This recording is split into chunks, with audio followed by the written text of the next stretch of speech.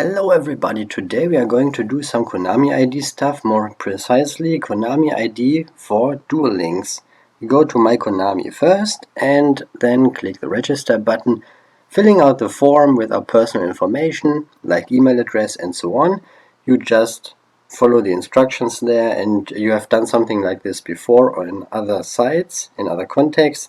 You click next, you will receive an email with a 6-digit code and you enter that code. Click next again, and then you actually have your Konami ID. It's that simple. You just need an email address basically. What I need to do for Duel Links then is I need to delete Duel Links from my phone or from my device and have to install it again so that I actually have a new account, so to speak. And this takes a hot minute, but thanks to the power of editing we can do this a little faster.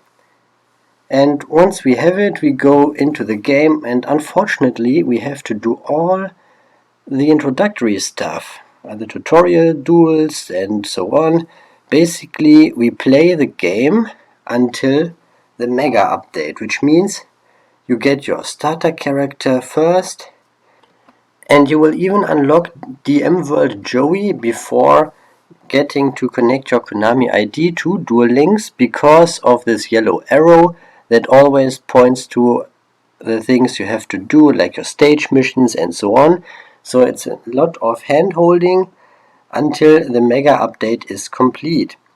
So I started with Yami Yugi here in this example, but it doesn't really matter, and as I said, we got Joey. I call it the mega update, but it probably has a different name. So we have to install a lot of data after staging up here, and then we get our mega update done, which will finally allow us to freely play the game as we want to play it.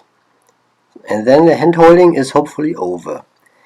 So mega update for me always takes a long time because I don't have the best internet and my device is quite old, but editing makes it happen faster. And with that, we can now do the stuff. You will see this little gear symbol on the top right. It's in the top right corner, which has a lot of setting stuff and so on. And you go to data transfer and you want to connect your Konami ID, which was the first option that I chose here. And then you basically connect your Konami ID and the game restarts. And once you're in, you actually have the data transfer completed.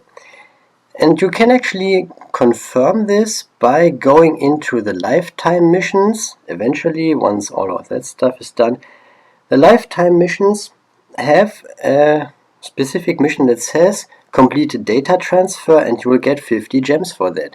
And as I'm going to show you in just a second, I actually did this, and there we have it.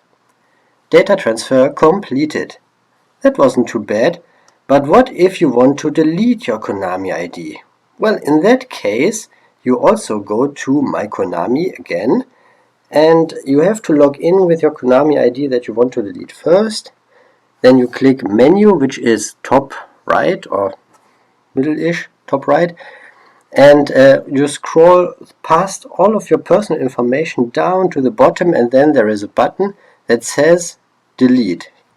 You click the button, and then it wants you to confirm if you really want to delete. You click delete, and then you're done. One thing I almost forgot to explain was how to swap accounts if you have multiple of them. Here in my example, I am in the game, and I have to close the game to restart it with a fresh account basically. But if you're not in the game currently and just started normally, you can skip that part. So we start the game, and then instead of initiating a link, which is the big button in the middle, we go to data transfer, which is at the bottom over there. Then you just follow the instructions and log in with your Konami account that you want to play on. It takes a few seconds, but then you can initiate link and go into the game. One thing I did not mention is that the game automatically saves after basically anything you do. If you pick up an item, if you do a duel, it saves that. So swapping accounts won't lose you anything. That's it. Thank you so much for watching.